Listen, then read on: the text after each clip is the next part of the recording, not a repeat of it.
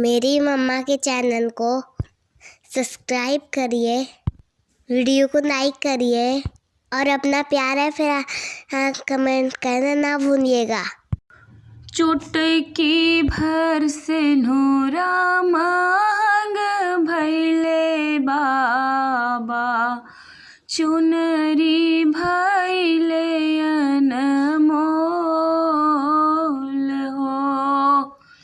चुटकी भर से नूरा मांग भैले बाबा, चुनरी भैले अनमोल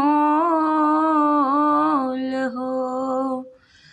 एही रे से नूरवा के कारण बाबा, छूटेला नैहर हमार हो। एही रे से नूरवा के कारण ये बाबा, छूटेला नैहर हमार हो।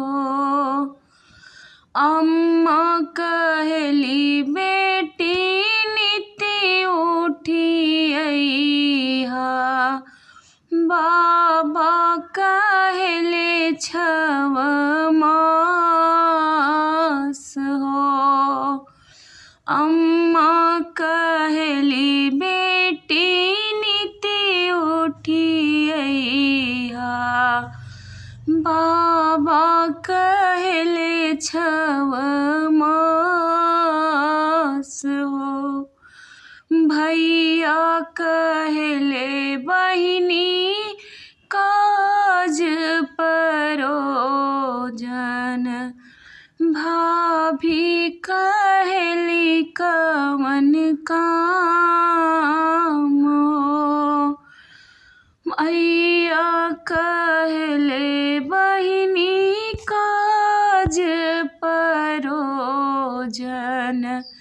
भाभी कहली कवन काम हो।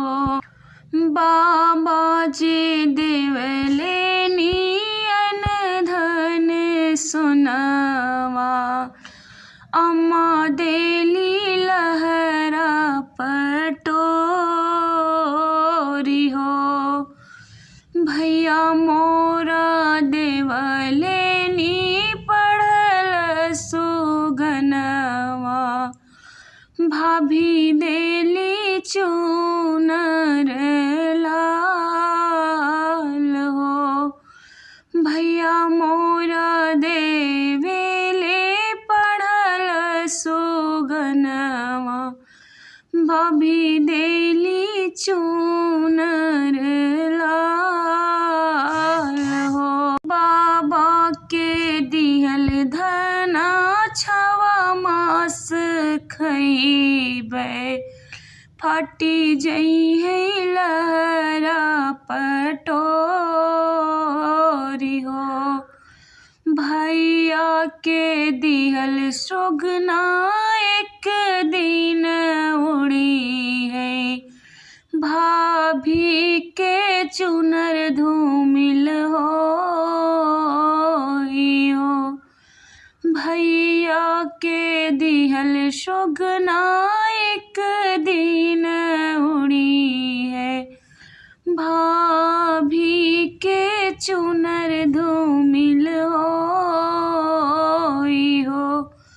चुटकी भस नूरा मांग भैले बाबा, चुनरी